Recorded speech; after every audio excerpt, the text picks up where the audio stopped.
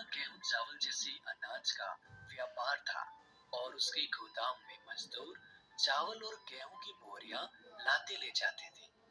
जीतू सेठ वैसे बहुत पैसे वाला था और वह एक ईमानदार और नेक दिल इंसान था।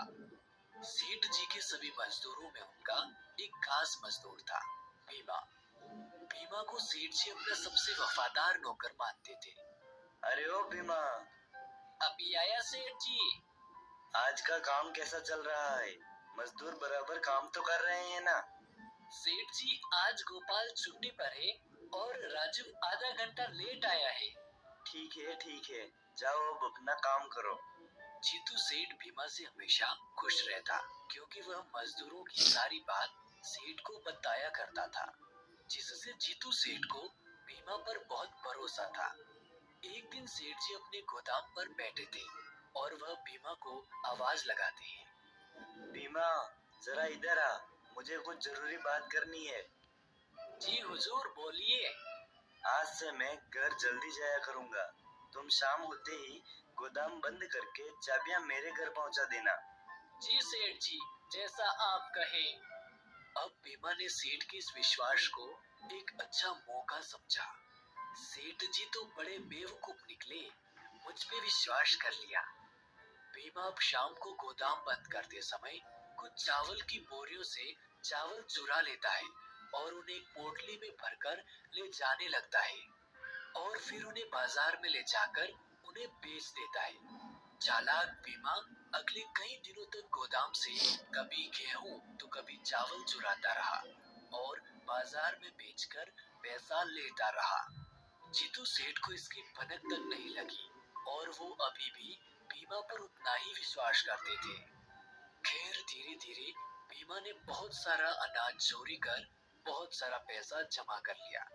एक दिन गोपाल नाम के एक मजदूर ने भीमा को चुराया हुआ चावल बेचते हुए देख लिया और वो सीधा सेठ के पास इसकी शिकायत करने पहुंचा। सेठ जी। क्या हुआ? इतनी रात को यहाँ कैसे? सेठ जी, भीमा गोदाम से चावल को चोरी कर दुकान पर बेच रहा था। मैंने अपनी आंखों से उसे देखा है। क्या बात करते हो? तुम भी ना? मैं नहीं मान सकता। भीमा चोरी नहीं कर सकता है। जैसी आपकी मर्जी। मैंने जो देखा है वो आपको बता दिया, अब आप जानो। उसके बाद भीमा रोज चोरी किया करता था और सेठ जी को कानो कान खबर नहीं होती। कुछ महीनों बाद एक दिन भीमा सेठ के यहाँ काम पर नहीं आया। क्या बात है, आज मेरा वफादार नहीं आया?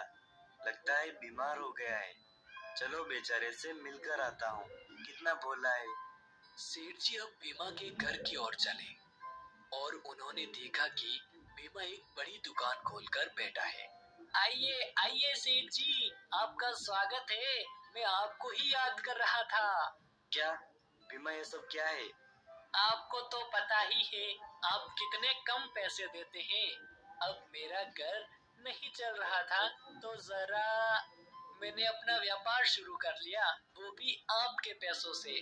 धोखेबाज नौकर, तूने मुझे ही लूटा। गोपाल ने सच कहा था, तू गोदाम से चोरी करता था। मैं और कर भी क्या सकता था। और मैं बेवकूफ तुझ पर विश्वास करता रहा। अब जीतू सेठ गुस्से से वहां से चले गए और उन्होंने एक सबक सीखा कि कभी किसी गैर इंसान पर इतना विश्वास नहीं करना चाहिए कि